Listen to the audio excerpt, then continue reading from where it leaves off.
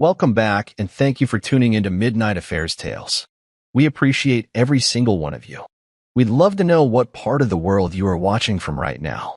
Let us know in the comments. Now let's dive into today's story, Chapter 1. The receipt that changed everything. I wasn't snooping. That's the funny part. I was just grabbing her coat from the back of the chair, same one she'd worn to that meeting the night before. The receipt slipped out of the inside pocket and landed face up on the kitchen tile. Doubletree Hotel, room 219. Date, September 14th. Our wedding anniversary. I didn't flinch, didn't blink. I just picked it up and stared for a second too long. That was the moment I stopped being her husband and started becoming her shadow.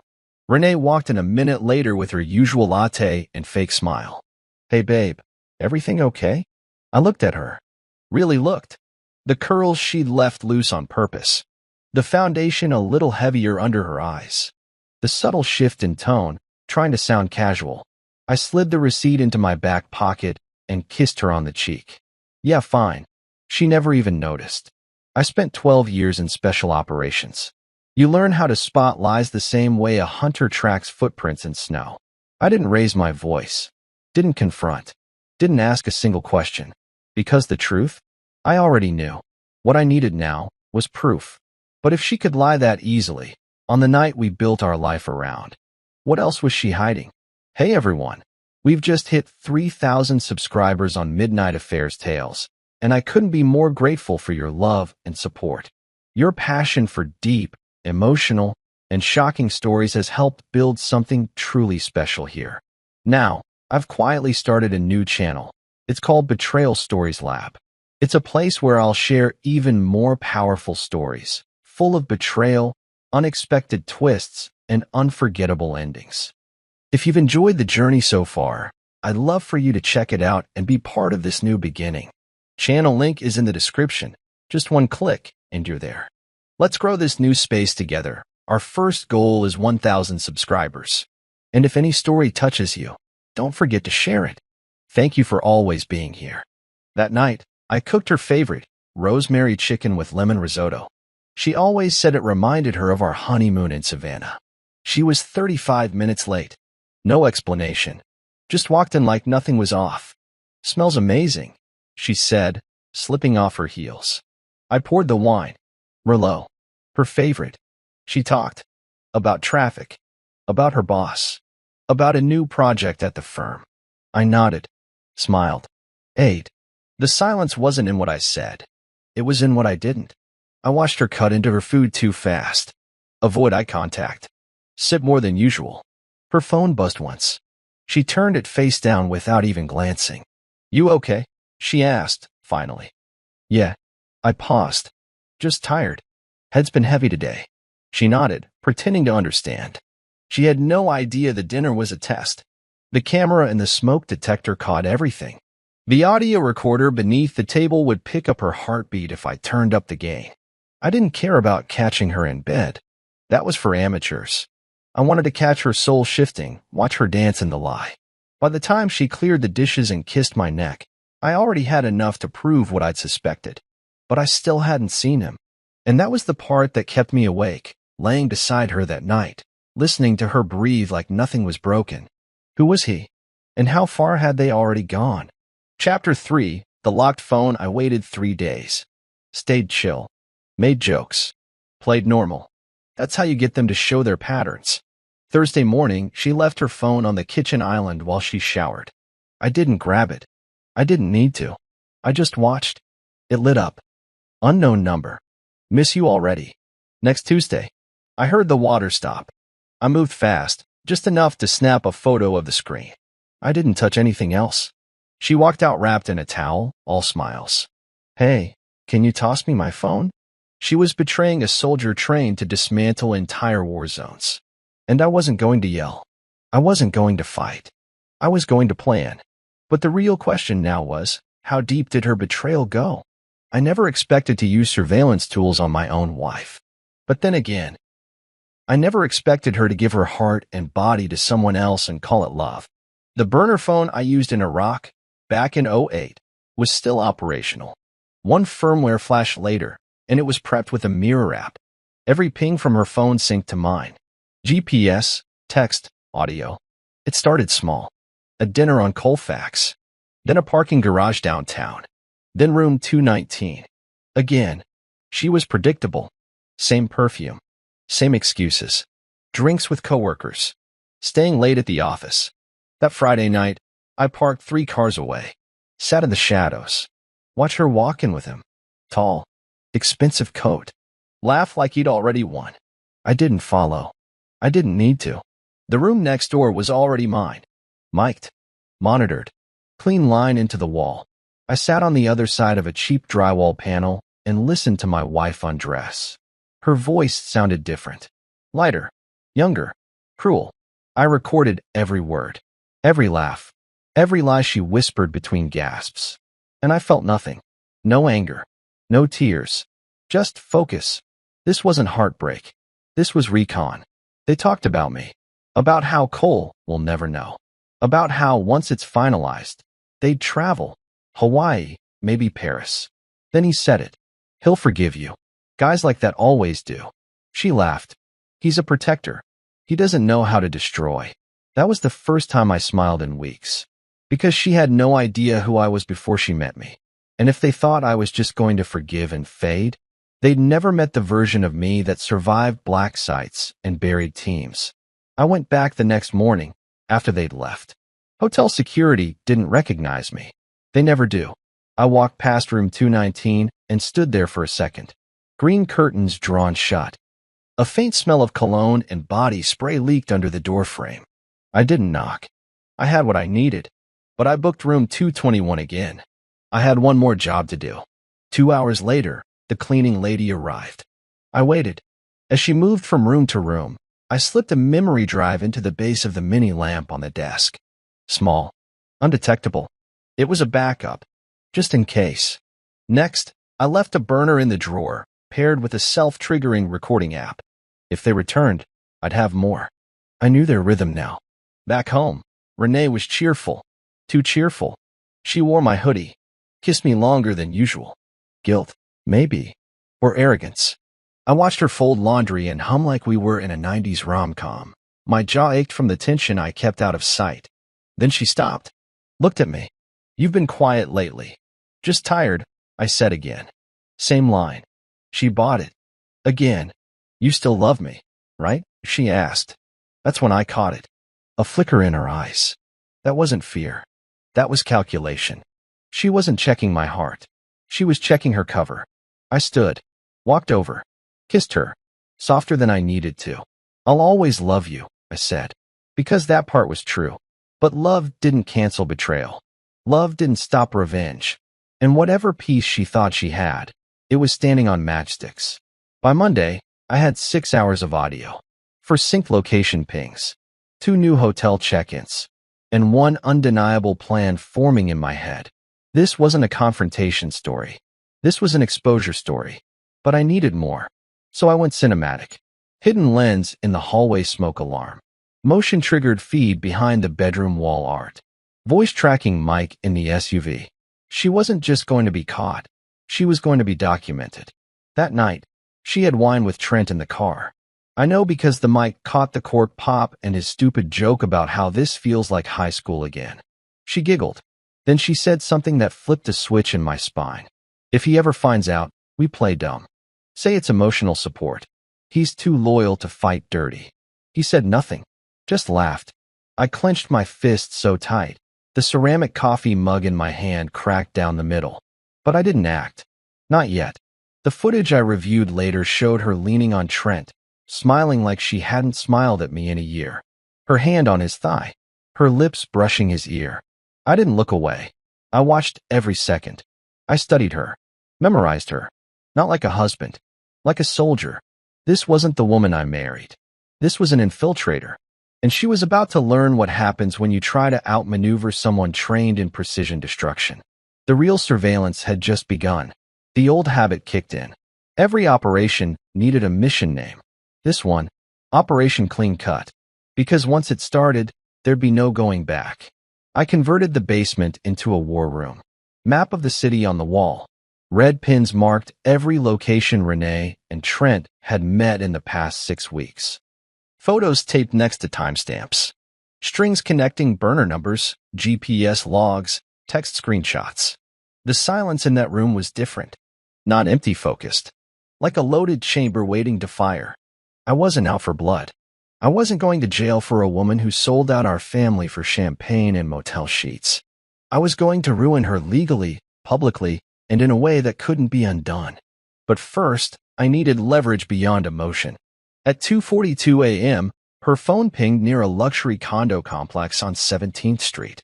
She had told me she was with a client, very late. Trent's name wasn't in the meeting logs, but his Porsche was caught on a nearby traffic cam. I downloaded the footage, isolated the timestamp. There she was, smiling, holding his arm like she'd done it 100 times. The next day, I asked casually, "How was your client meeting?" She barely paused. "Stressful. Didn't wrap till almost 1. Some people just love dragging things out." I nodded. "Hope it was worth it." She smiled. "Always is." I smiled back, letting her believe her lie had passed the checkpoint. What she didn't know was that her voice was already being transcribed and matched to phrases compiled neatly into a document labeled false statements for court. The mission was evolving. Now I wasn't just watching. I was preparing to make my first move. "Don't forget we have dinner with the Kesslers this Friday," Renee said, sliding a file into her bag. "Please don't cancel last minute again." I looked up from the eggs I was scrambling. Wouldn't miss it. She gave me that practiced kiss on the cheek, the one I used to believe meant something, the one that now felt like an insult. Friday night, I put on the mask. Collared shirt, blazer, that tired smile I'd worn through deployments and debriefs. We showed up exactly on time, hand in hand. The Kesslers were our oldest friends. Renee laughed a little too hard at Stuart's jokes. I played along. After a few drinks, we were seated. Wine was poured. Dinner conversation bounced between career updates and vacation plans. Renee told the story of how we met, our meet-cute at a bookshop, the way I had awkwardly asked her out. It was all charm and nostalgia. But I wasn't listening for romance. I was listening for cracks. And I saw them. She touched her necklace when she lied. Picked at her wine glass when someone asked about our anniversary. Deflected the question with a laugh and, "Oh, you know how fast time flies." Later that night, walking back to the car, she leaned in. "You've been quiet. Just tired. You sure that's all?" I looked at her. Yeah. She studied me, searching for tells. But I'd worn better masks in worse places. When we got home, she went straight to the bathroom. I waited until I heard the shower, opened her purse, pulled the second phone she thought was hidden. I already had the data, but now I had possession, evidence in hand. The mask was working, but soon I wouldn't need it. I met Trent Harrow at a private fundraiser. He didn't recognize me. Of course he didn't. Guys like him never see the threat coming from the man standing still.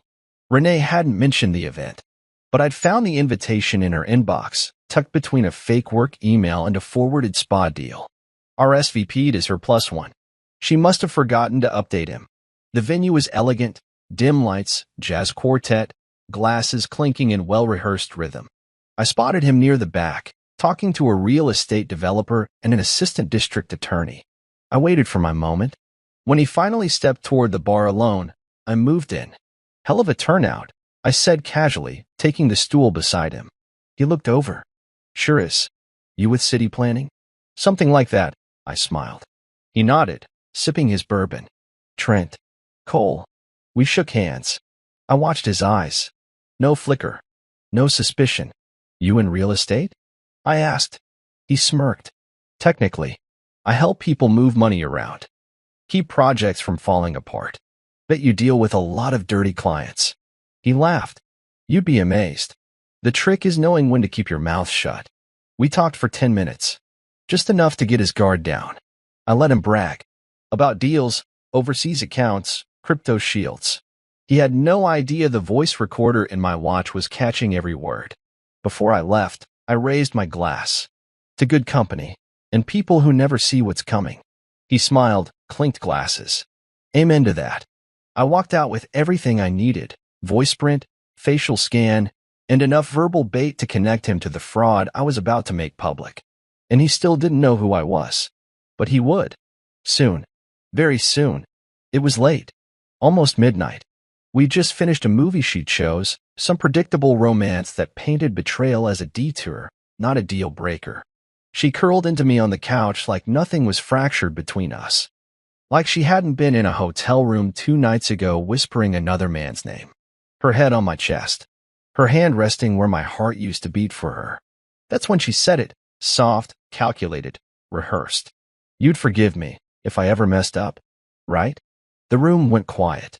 Not from tension. From weight. I kept my breathing steady. My arm stayed around her shoulders. What kind of mess up? I asked. She laughed lightly. You know. Just, like, if I did something dumb. Impulsive. I let that silence hang. Her eyes shifted up to mine, searching. I mean, we've been through so much. You're not the type to hold grudges. I finally looked at her. Held her gaze just long enough to make her second-guess everything. I'm not the type to forget, either, I said. She blinked. Laughed again, nervously this time. You're messing with me. But I wasn't. And somewhere deep inside, she felt it. She stayed quiet the rest of the night. No more playful jabs. No more sweet talk. Just stillness. She went to bed early. Said she was tired. I stayed up another hour. Logged into the secure server. Organized the footage. Labeled the audio files. Created a folder titled Phase 2, Leverage Deployment. She thought forgiveness was my weakness. But forgiveness isn't what I had in mind. It was precision. And precision's colder than hate. Most people miss the red flags because they look for explosions. But fraud doesn't scream. It whispers. The clue came in a wire transfer. Small, $2, $300. Labeled as consulting. But it was sent to an LLC registered in Nevada. A shell company. No website. No tax filings. No footprint. I traced it manually through 3 layers. At the end of the trail was a business account under the name Hartech Solutions. Trent Harrow, CEO. Then it got interesting. A secondary signatory on that account? Renee. She'd used her maiden name, buried under paperwork that had never touched our home address. Smart, but not smart enough. I called in a favor Alana, my old teammate. She was deep in compliance now, part of a federal financial crimes task force. She owed me. I cashed it in. She ran the EIN number through her internal system. Cole, she said after 10 minutes. This isn't just laundering. It's layered. Payroll fraud, fake employees, even shell billing through charities. Do I show up anywhere? No. But your wife? She's authorizing invoices for work that doesn't exist. Cole, this is federal time. I stared at the ceiling, my mind ticking like a clock in countdown. You want it buried? She asked. Or you want it formal? Neither, I said. I want it weaponized. We met the next day at a closed cafe. She handed me a full dossier. You leak this, and it triggers auto audits. Multiple agencies. But the trail will lead back to them, not you. I nodded. That's the plan. I left with the folder under my arm. At home, Renee was folding towels, acting like the world was still hers. She had no idea the foundation of her life was already on fire. She just hadn't smelled the smoke yet. On paper, we shared one joint account. The one we used for groceries, bills, vacations. The look how normal we are account. But I always knew she kept something separate. It wasn't paranoia. It was instinct. I baited her. Hey, I said one afternoon. Our joint account's showing a weird balance. Did you transfer something? She didn't even flinch. Nope. Haven't touched it. Bingo. I said nothing else. But I made my move. Using a data tool from my defense contractor days, legal, but no civilian would know it, I traced a recent bank login from her laptop to a second account under a hidden alias. It wasn't just hers. It was co-owned. Trent Harrow. Over $78,000 across 3 transfers in the last 60 days. Marked as emergency planning, investment seed, and exit fund. She was building her escape route. And I wasn't supposed to know. So I did what I do best. I breached it. Not to steal. Not to drain. To mirror. Every transaction, every note, every digital signature, I logged, copied, encrypted. filed under joint lies, financial fraud. But that wasn't the move. The move came next. I submitted a fake service invoice from a dummy company I created, CoreStream Media, into their system. Labeled it marketing consultation, $6,200. They paid it. And just like that, they committed fraud in writing. My fraud. My trap. My paper trail. At dinner that night, Renee was all smiles again, thinking of taking a long weekend. Maybe go see my sister. I nodded. Sounds good. Because she didn't know it yet, but the only place she'd be traveling soon was a courtroom. And this time, there'd be no escape fund waiting for her. The first time I met her divorce lawyer, I was invisible. He didn't recognize me when I walked into his office for a fake consultation under a different name. The receptionist was polite. The waiting room was sterile. The kind of place where people dismantle lives over coffee. When he called me in, he wore that polished, non-threatening smile lawyers wear when they think they've already won. "Mr. Gray, is it?" he asked. "That's right." I sat. He leaned back. Smooth voice, clean desk, arrogant posture. "I understand you're looking into future protections?" "Something like that," I replied. "My situation's complicated. Wife might be moving funds behind my back." He chuckled softly. "You're not the first man to sit in that chair with that worry." He started listing options, ways to delay separation, create illusions of joint peace while stacking leverage. He even suggested opening a new credit line in her name. If things go south, you want to make sure she shares the damage. I kept a straight face. Then he pulled out a folder. "For illustration purposes," he said. When he opened it, I caught the name at the top corner, Renee Maddox. She'd already been here, had already started the process. And this guy? He had no idea he was showing me my enemy's playbook. I stood. "This has been enlightening," I said. He extended his hand, grinning like a man who thinks he's recruited a new client. "Let me know if you want to proceed. Always happy to help a guy win quietly." I shook his hand. "You already have." He'd show me everything I needed without knowing a damn thing. Back in my truck, I pulled up the flash audio recorder in my pocket. Every word saved. Every unethical tip preserved. Because when this thing goes public, he's not walking away clean either. The burner phone I planted in her SUV had a 3-day voice buffer, auto-deletes unless marked. On the 4th day, it recorded something I wasn't supposed to hear. Not just cheating. Not just betrayal. It was strategy. She was driving. Trent was on speaker. His voice was sharper now. "We need to get this done before October. Once the funds are fully moved, I want him out. Officially." "I know," Renee said. "He's just not breaking." I thought by now he'd get distant. Angry. I could have built the narrative that he was pulling away. "You think he knows?" "No. He's too calm. That's how he's always been. The type who bottles everything until it kills him. But once the divorce hits, and I get full equity on the house," I paused the file. Full equity? She had submitted a separate agreement. To this lawyer. Using forged consent from me. She was trying to take everything. House, assets, custody, and make it look like I'd agreed months ago. A forged digital signature. Probably scrubbed through her lawyer's system, thinking no one would question it because I don't react. I downloaded the recording. Backed it up to 3 drives. Then, for extra insurance, I uploaded it to a time drop link that would send directly to the Bar Association and 2 journalists if not disabled every 72 hours. She wanted to erase me. But now I had her voice, plotting in real time. At dinner that night, she reached over the table and squeezed my hand. "We should take a trip soon. Clear our heads." I smiled. "Sounds good. You've earned it." Because when the fall comes, the last thing she'll remember is how peaceful I looked before the storm hit. Alana met me in a parking garage in Denver, same place we used to hand off black bag intel a lifetime ago.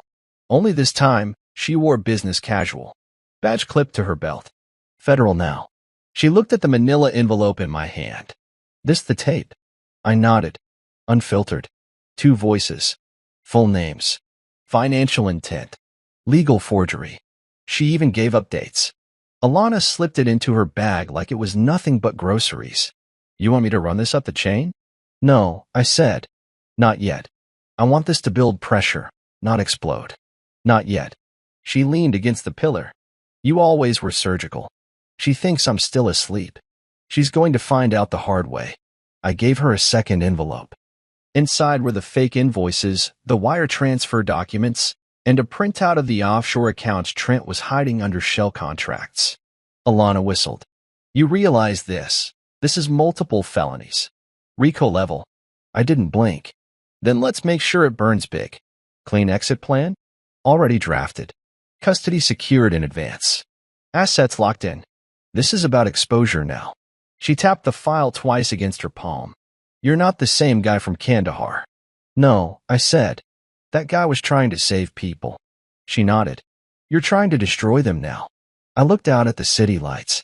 No, I'm not trying to destroy anyone. I'm just letting them walk into the fire they built for me. We didn't hug. Didn't need to. She walked away, already dialing someone on her secure line. I stood there a minute longer, watching headlights blur past. The war had already started. They just didn't know they'd already lost. Trent thought he was running the game. That's what made it so easy. Using the mirrored access to their secret joint account, I pushed a $12,800 invoice from a company called Aegis West Consultants. A fake security vendor I registered a month earlier using a burner address and an AI-generated contractor's name. The invoice was buried under infrastructure support. No red flags on the surface. And sure enough, 3 days later, I saw the confirmation email. Approved by R. Maddox. Signed by T. Harrow. That one click meant everything. They just committed cross-state wire fraud. And since Aegis West didn't exist outside the LLC I built for this purpose, their money was now in a digital maze of sub-accounts routed through 5 banks. I printed out every digital trace. Labeled. Timestamped. Notarized through a third-party validator. Then I leaked the invoice to Alana through a secure server. She didn't respond in words. Just a green checkmark. Understood. I sat in my truck across from Trent's firm the next morning, sipping bad gas station coffee, while the FBI's financial unit served the building with a quiet preliminary request for internal records. Not a raid. Just the warning shot. Just enough to rattle cages. Trent came out 30 minutes later. On his phone. Fast steps. Nervous movements. I filmed the whole thing from the dash cam. The timestamp matched the leak. That night, Renee was jumpy. She poured herself wine before dinner. Said nothing through the entire meal. At one point, she asked if I'd heard anything about Trent's company getting audited. I shook my head. No. What? She paused, then smiled too fast. Just curious. That was the first time I saw a crack in her armor. Not guilt. Fear. I hosted the dinner myself. Nothing fancy, just 5 guests, catered steak and wine, a clean table, and very specific seating arrangements. I invited them all with different excuses. A networking thing. A chance to collaborate. Renee bought it. So did Trent. So did the lawyer. They walked in laughing. Comfortable. Toasting to mutual growth. The guest list. Renee Maddox, Trent Harrow, Robert Kelman, her lawyer, Dennis Varnes, the banker, me, and I made sure it looked like a celebration. Even played jazz from the playlist she used at our anniversary dinner 3 years ago. Halfway through the meal, I steered the conversation. You guys ever get nervous? I said, cutting my steak, that people aren't who they say they are? Everyone laughed. Trent raised his glass. Is anyone really who they say they are? Renee smiled too wide. That's why trust matters. I nodded. Exactly. Then I stood up and hit the remote. The wall-mounted TV flicked on behind them. It was a still image, grainy black and white. Hotel room 219. Renee. Trent. Arms around each other. No one spoke. Not immediately. Trent's fork dropped. Renee's wine glass tilted in her hand. Kelman blinked twice, slowly. Only Dennis tried to speak. Cole. I don't think. I cut him off. No accusations. Just sharing something I found. Old hotel footage. You know how city surveillance is. Always watching. Always remembering. I clicked again. The invoice. Aegis West. $12,800. Clear as day. Ever seen that vendor before? I asked casually. Trent was pale. Renee was frozen. I leaned forward, pouring myself a fresh glass of wine. Anyway, just thought I'd bring a few truths to the table. Nobody ate another bite after that. They left early. The room stayed quiet. The trap had teeth now. I planted the camera 2 nights before the dinner, hidden inside a cheap ceramic vase on the fireplace mantel. Facing the table, wide angle, clean audio. It caught everything. The dropped silverware, the silence, the flickers of panic across every face. Renee looking to Trent for a signal. Trent sweating. The lawyer's eyes darting left to right like a man watching a sinking ship. But most importantly, it caught her confession. After the others left, Renee stayed. I acted calm, silent. She finally broke. Why would you do that? She asked. To see who'd squirm, I said. That was private. So is marriage. She tried again. It didn't mean what you think. I raised an eyebrow. You forged my signature. Empty joint funds. Lied in therapy. Slept with a man who uses shell accounts like poker chips. You want to tell me what I think? She didn't answer. Just stared. I didn't want it to happen like this, she whispered. And yet it did. Her voice cracked. We can fix this. I'll stop. I'll cut him off. But you didn't stop. You planned to finish what you started. I was scared. I stepped closer. So was I. The day I started planning this. Her hands were shaking. I reached behind her, picked up the vase, twisted the base, pulled the micro SD card out and held it up. Her eyes widened. You recorded me? No. You recorded yourself. She tried to speak. Nothing came out. I walked past her, dropped the card into my coat pocket.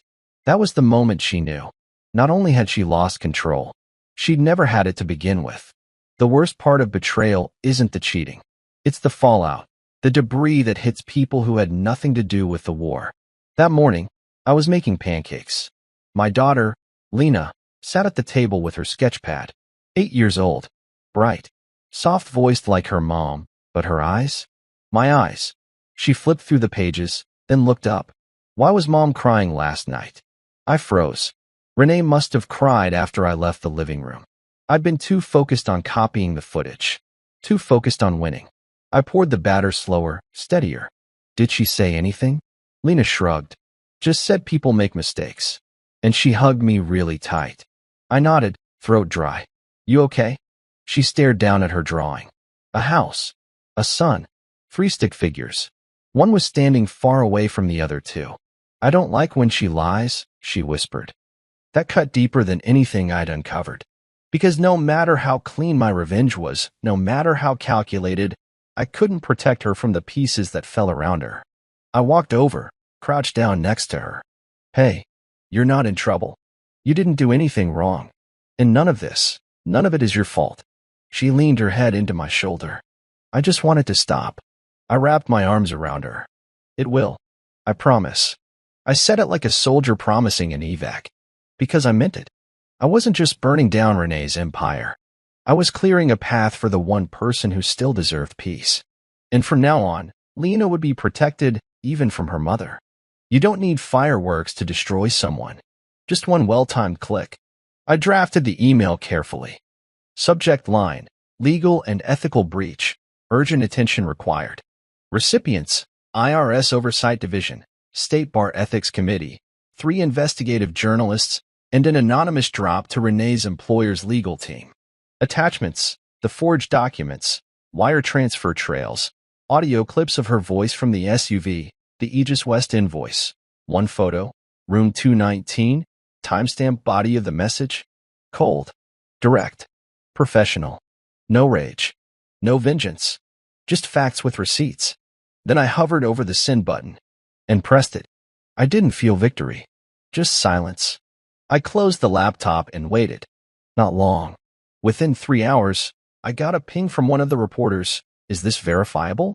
15 minutes later, another. I'm calling you. Now, I didn't answer either. Because this wasn't about talking anymore. It was about letting the truth run free. At 6:45 p.m., Renee's phone rang. I was at the table, drinking coffee, flipping through a book. She answered. This is she. Wait, what? Where are you calling from?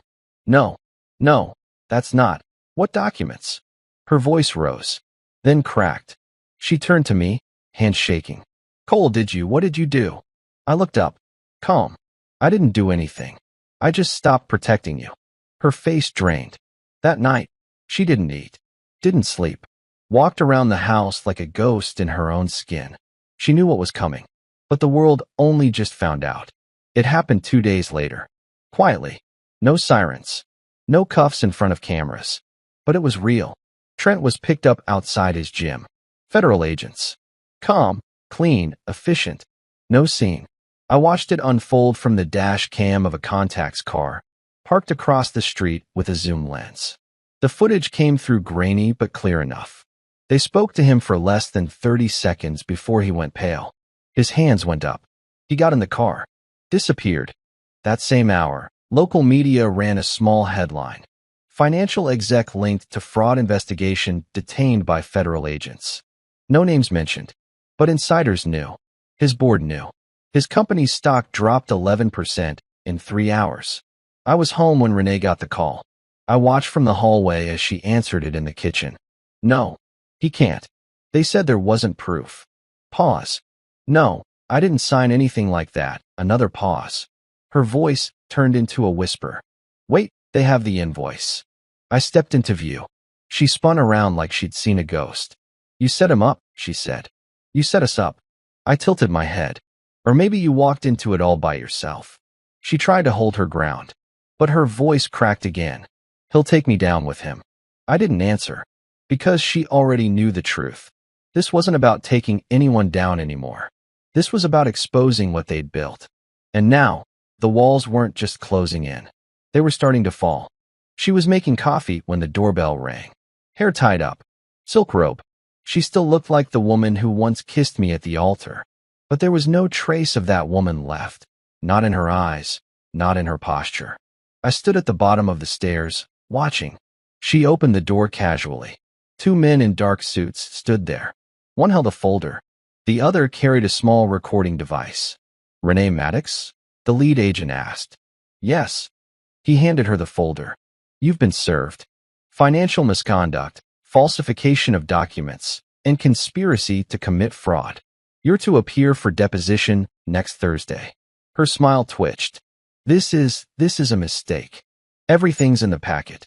The second man spoke, recording still running. We advise you not to leave the state. Anything you say now can be referenced during inquiry proceedings. She didn't say anything. She took the envelope and closed the door, slowly. Turned. Saw me. You knew they were coming. I didn't move. They were coming either way. She stepped forward, holding the papers like they burned her fingers. You wanted this? I looked at her for a long beat. I wanted the truth to walk in. I just opened the door. She laughed. A single, bitter sound. They're going to come after me now. All of them. Trent. The board. His lawyer.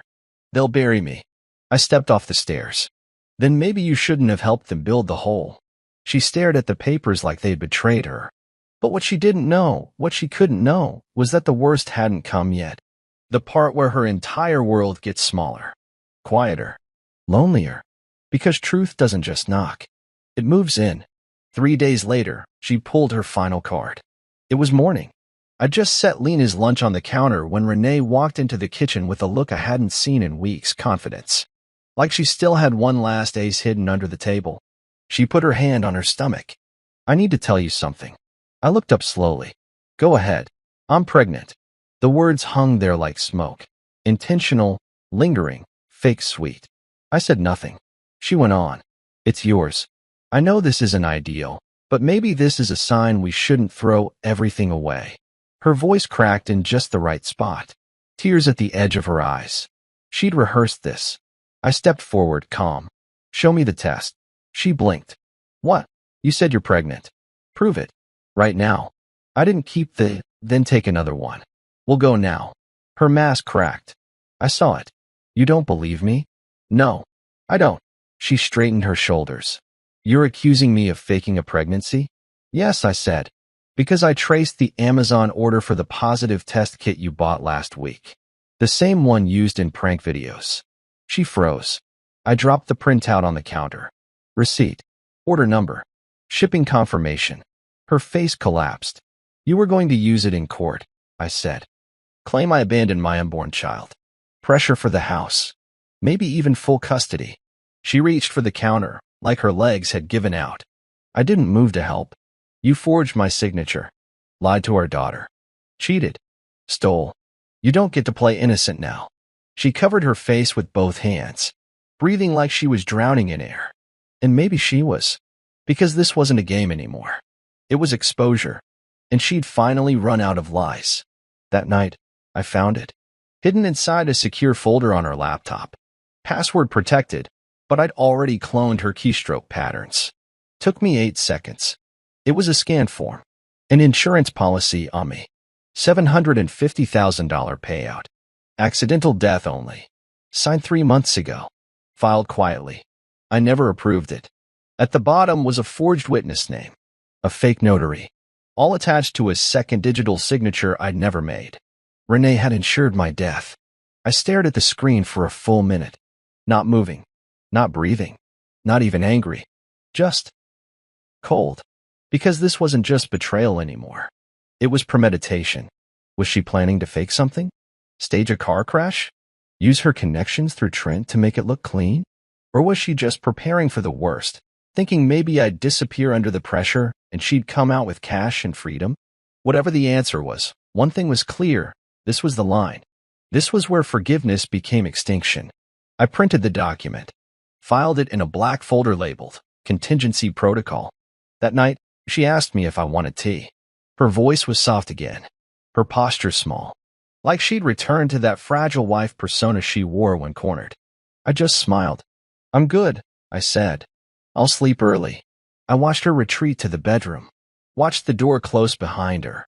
Then I locked the garage, triple-checked the surveillance, backed up every file to an off-grid server. Because now, it wasn't about revenge anymore. It was about finishing this. And if she wanted to play with life insurance, she'd find out real quick what it costs to bid against someone with nothing left to lose. It hit me 2 days after discovering the insurance policy. Renee didn't just want me out of the house. She wanted me erased. It started with a letter from a credit agency claiming I'd applied for a loan in Arizona. I hadn't. Then came the flagged tax document. A second submission filed under my name with just enough difference to trigger review. Altered dependents, redirected refund, wrong address. A subtle, digital slow kill. I started digging. She'd used my old deployment credentials to open accounts under slightly altered spellings. Used deepfake signature software.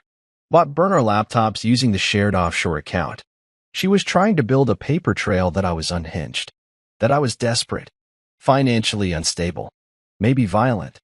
Something that could be used in court, or worse, something that could disappear me quietly without raising alarms. When I confronted her with the credit report, she played dumb. I have no idea what that is. I laid the paper down in front of her. Someone used your VPN. Someone had your keystrokes. Someone accessed my military profile with your laptop. Her voice didn't shake. You're being paranoid. I stepped closer. No, I'm being exact. She didn't speak. Just turned away. I added softly, you tried to delete me. Her breath caught. You couldn't leave. You couldn't admit guilt. So instead, you tried to become the widow of a ghost. No denial. No defense. She just whispered, you weren't supposed to find out like this. I stared at her for a long, silent second. You never really knew me, I said. And now you're about to find out what that mistake costs. They always flip. Especially when the walls start to whisper their names. I got the update through Alana. Trent's been detained, but not officially booked, yet. He's lawyered up, but he's nervous. Sweating courtrooms. Looking over his shoulder during hearings. But he wasn't loyal. Not even to himself. Alana told me he requested a closed-door offer. Immunity in exchange for names and full confession. Including who forged what, who moved the money, who authorized the accounts, and who proposed a long-term exit strategy involving an untraceable insurance claim. He gave them everything. He gave them her. And in doing so, gave me the final nail. Renee didn't know yet. But the moment she found out Trent had turned state's witness, it wouldn't be about love or betrayal anymore. It would be about survival. That night, I stood in the backyard. Cold wind brushing against my shirt. I watched the sky. Quiet. Focused. Inside, my phone buzzed. Anonymous message. Video file. From Alana. I played it. Trent. Seated in a federal room. Pale, shaken. She said it'd be clean. Said he'd either break or vanish. That if anything went wrong, it'd look like an accident. That she had access to his legal records, his files. She called it a mercy ending. I paused the video. Mercy ending. That was what she named it. Like I was some broken limb to be put down quietly. She thought she could write my ending. But what she didn't realize, I was already writing hers. I knew it was coming. That didn't mean it didn't sting. A federal marshal knocked at my door at 6:32 a.m. warrant in hand. Formal, quiet, respectful. Renee must have made the move early, flipping the narrative before Trent's testimony went public. The charge? Wire fraud, evidence tampering, possible obstruction. All of it her version of events, delivered with carefully edited proof. Fake logs, reversed audio clips, a handwritten note I never wrote, claiming I'd admitted everything in a moment of weakness. I didn't resist, just nodded, grabbed my go bag, and followed. Inside the precinct, I said 5 words. Call Alana. Tell her now. They placed me in holding, no cuffs, no pressure. Just concrete walls and artificial light. The officer outside barely made eye contact. I sat there, silent, heart rate steady. I'd spent nights in worse places for better causes. 3 hours passed. Then the door opened. Alana walked in, 2 files in her hand. Her eyes gave it away before her words did. We flipped the narrative. Trent's testimony just hit the system. It invalidates everything she planted. She handed me a document. Retraction of charges. Case under review. You're walking out by sundown. I exhaled slowly. And her. She'll be hit with obstruction, perjury, and insurance fraud, maybe attempted conspiracy, once we connect the alias on that second signature. I nodded. And Trent? I asked. Protected. For now. But his life's over. I stood. My back was stiff, but my mind sharper than ever. This wasn't the end. This was the reset. Because now, everyone knew. The agencies. The lawyers. The press. Renee had tried to bury me, and I was walking out the front door with her shovel in my hand. The key was hidden inside a hollowed-out copy of The Art of War. I'd carved it years ago during a quiet deployment. Boredom, maybe. Or foresight. It wasn't a key to a lock. It was digital, a flash drive etched into a mock brass casing. The kind no one would ever think to check. I retrieved it the night I got home from holding. It contained every raw file I hadn't shared yet. Renee's voice messages, unedited surveillance footage, scanned insurance documents, her call log showing she contacted the notary used in the false filing, one audio clip, her saying, "No one will ever believe he didn't snap." It was my final card. I walked into my attorney's office at 9 a.m. sharp. He poured coffee. "You good?" I slid the key across the table. Everything she didn't think I had. He plugged it in. Listened. Watched. By the end, his jaw had tightened. "You want this filed in court?"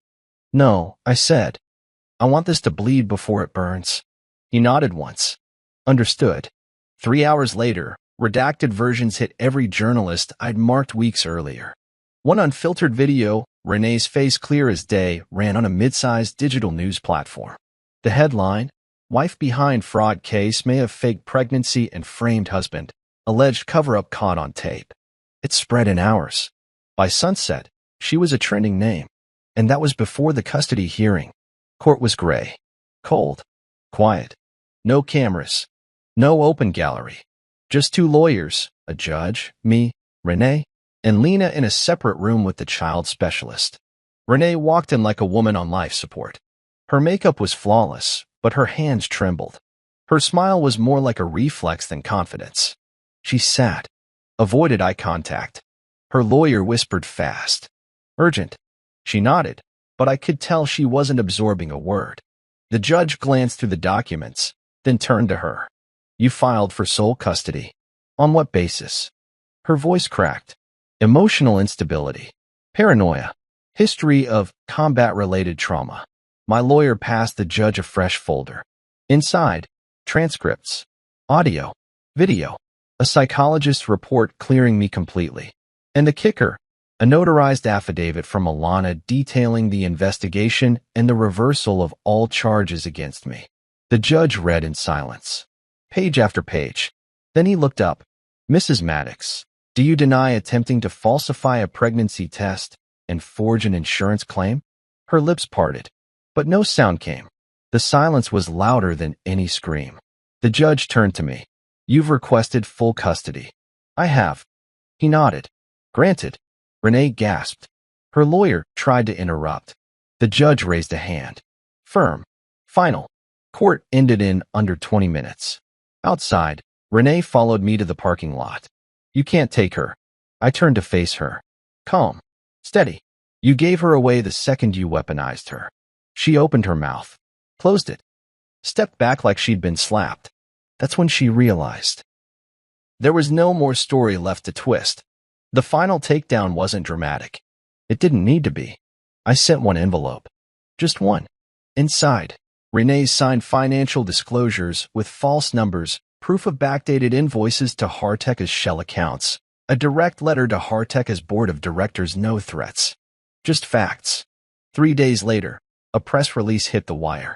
Trent Harrow and Renee Maddox removed from all operations pending full investigation. Accounts frozen. Internal audit initiated. Her face wasn't in the press photo, but she might as well have been. By noon, her name had been wiped from every public company record. Emails bounced. Profiles vanished. Her LinkedIn quietly deleted. The life she built behind my back collapsed in 6 hours.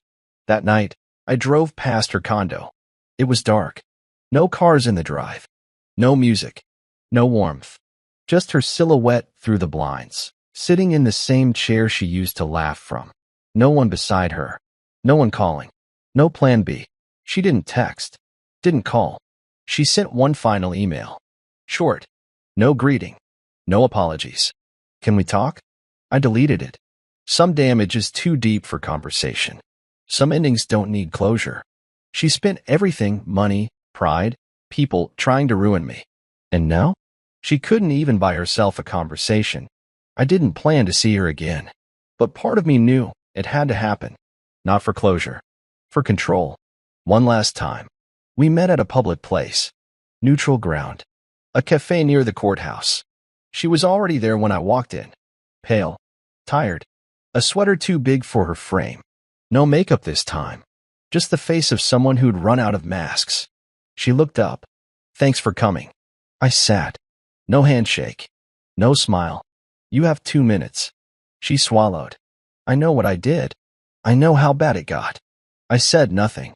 She reached into her bag, pulled out a flash drive, and slid it across the table. That's everything I have. Passwords. Backups. Messages. Proof. I'll sign whatever you want. Just don't drag me into court again. I stared at the drive, then at her. Why now? Her voice cracked. Because there's nothing left to protect. And because Lena won't speak to me. She won't even look at me. I leaned in slightly. You used her as a pawn. You plotted insurance fraud. You forged my signature and tried to frame me for everything you helped build. And now that the world sees you, you want to make a deal. She didn't answer. I pushed the drive back across the table. I don't need that anymore. You've already lost. Her breath caught. You want redemption? I added. Then do it publicly. A full confession, signed and sent to the courts. That's your only way back to being anything other than a cautionary headline. She looked away. And if I don't? I stood. Then you'll be remembered only for what you tried to destroy. And I left her there, with her guilt, her silence, and the weight of every choice she made. The confession didn't come. She stayed quiet. And slowly, the silence around her got louder. Trent never contacted her again. The immunity deal only protected him. Once his use was over, so was his loyalty. Her family stopped picking up. Her sister blocked her. Even her old college friend, who used to call her a fighter, posted a vague message about people who live behind mirrors and call it glass. Her support system didn't crumble, it disappeared. And Renee? She vanished with it. I heard from a mutual acquaintance that she tried moving to a smaller town outside the city, used her maiden name, applied at a local tax office, got turned down after a background check. She was renting a 1-bedroom apartment now. Cheap. Quiet. The kind of place where no one knows your past, but somehow, everyone feels it. I didn't reach out. Neither did Lena. Because some bridges don't burn. They just rot from the inside until you fall through trying to cross them. Whatever she had left was hers to carry. And I wasn't coming back to help her lift it. A month passed. Then another. I drove past her new place once. I didn't stop. I just needed to see it for myself. It was dull gray, chipped brick, a forgotten corner of a quiet street. Her car sat under a half-busted streetlight. Flat tire. Rear view cracked. The windows on the second floor had no curtains. Just a flicker of TV light. And her silhouette. Sitting still. No movement. No calls. No laughter. The woman who once ran our world with lipstick and spreadsheets had become a ghost in her own timeline. I didn't feel triumphant. I felt finished. This wasn't revenge anymore. It was consequence. She didn't lose because I outplayed her. She lost because she underestimated who I really was.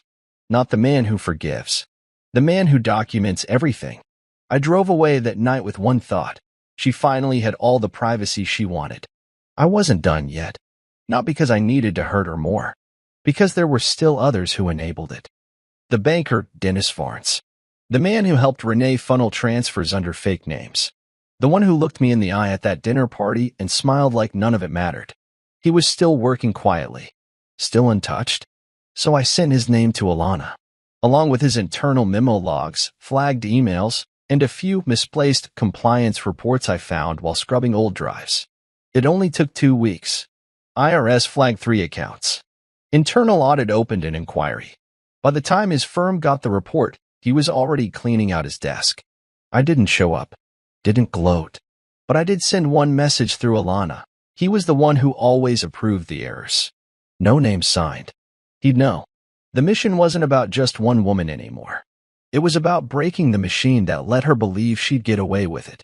And now, that machine was in pieces. The banker was gone. Trent was silent. Renee? Forgotten. But there was one more crack in the system.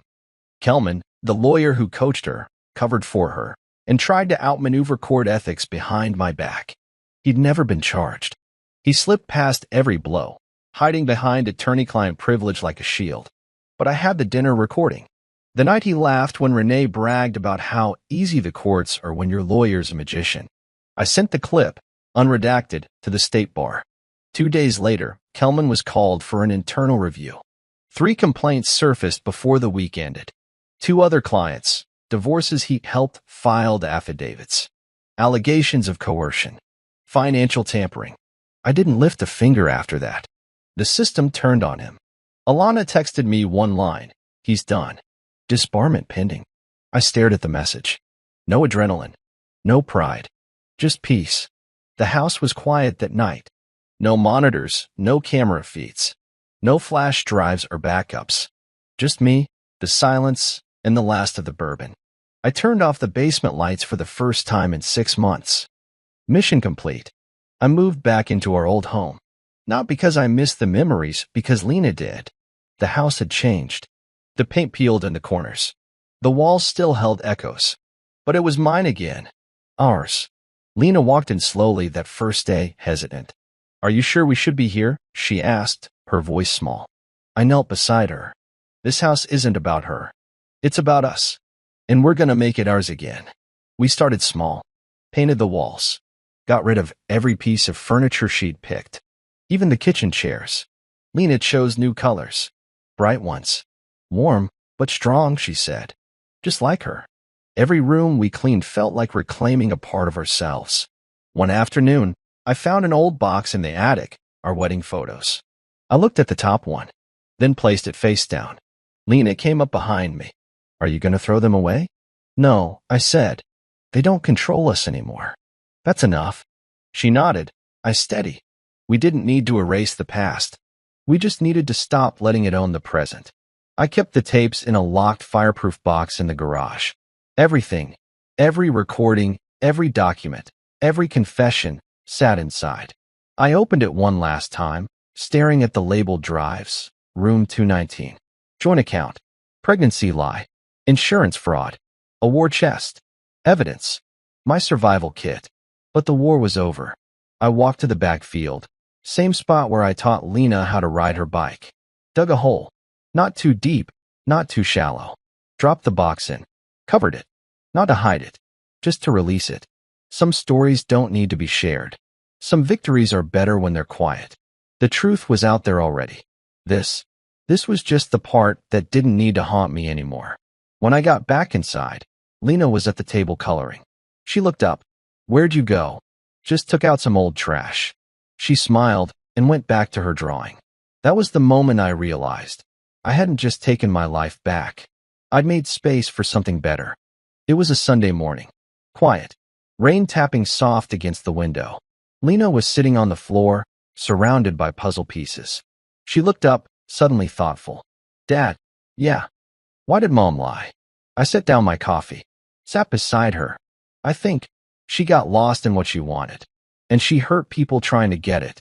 She was quiet. "Then, did you ever lie?" "Yes," I said. "I pretended everything was okay for a long time." "Why?" "To protect you. And maybe myself too." She nodded. "I'm glad you didn't go away." My throat tightened. "Me too." She leaned against me, resting her head on my side. "Are we safe now?" I wrapped my arm around her. "Yeah, baby. We're safe." We sat like that for a while, father and daughter, surrounded by puzzles, both putting the pieces back together. That conversation wasn't dramatic. No music. No twist. Just truth. And sometimes, that's all we need. The story wasn't just personal anymore.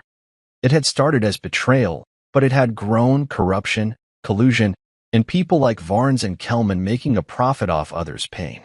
So I made one last move. I contacted a journalist I trusted, a war correspondent I once worked with overseas, someone who understood quiet truth and loud lies. I sent her a package. No name, no return address, just a flash drive and a typed note. "This is not a revenge story. This is a map.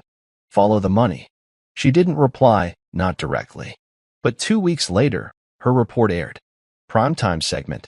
Title: Buried Deals. Inside the corporate web of silence and theft. No names were directly mentioned, but the footage was unmistakable. Hard-tech records, financial ledgers, legal transcripts. The fallout wasn't explosive. It was surgical. Clean. 3 board members stepped down. A compliance firm issued formal charges against the brokerage that employed Varnes. Internal audits were launched across 3 cities. And the people who once laughed across my dinner table? They weren't laughing anymore. Alana called me that night. "You just broke a wall no one wanted touched." I didn't brag. Didn't celebrate. I just sat there, staring at the muted TV as the report looped again. Because justice wasn't a flame. It was a spotlight. And now, it was pointed in the right direction. The letter came folded. No envelope. No return name. Just slid under the front door one morning. I recognized the handwriting immediately. It was short, bare. No emotion in the way it was written, just in what wasn't said. "I don't expect forgiveness. I don't even expect you to read this. But I want you to know that I regret everything. Not because of the consequences, but because I lost something I can never earn back. I see that now. R." I stood in the kitchen, reading it under the morning sun. Lena was in the living room, humming while feeding the dog. I folded the letter slowly, walked out back, lit the grill. No ceremony, just fire and silence. I didn't burn it out of hate. I burned it because some things don't deserve to stay alive in your home, even on paper. Apologies are weightless when they come too late. And I wasn't interested in reading a story from someone who tried to rewrite mine. Life didn't snap back. It reshaped itself. Slow mornings, school runs, grocery lists, music in the car that wasn't angry anymore. I started running again. Not because I needed to escape, because I finally could. Lena smiled more. Her drawings got brighter. Her questions softened. We didn't talk about the past much. Not because we were avoiding it, but because it stopped owning the air between us. I started teaching her how to cook. First dish, eggs and cheese toast. She messed up the pan. We laughed for 5 minutes straight. One afternoon, I caught her humming while brushing her hair. Same tune Renee used to hum when everything was still fine. But I didn't flinch. Because healing isn't forgetting. It's remembering without bleeding. And now, We remembered in peace. I built a small garden out back. Tomatoes, mint, a lemon tree that may or may not survive the winter. But that was okay. Not everything had to last forever. Some things just had to grow again. The article dropped with no warning. Front page of a mid-tier digital magazine. Anonymous source exposes multi-state fraud web. Whistleblower declines recognition. Inside was a full breakdown of the investigation, the court documents, and the fall of 3 companies and 2 legal teams. They traced every lead I'd left. No one ever named me.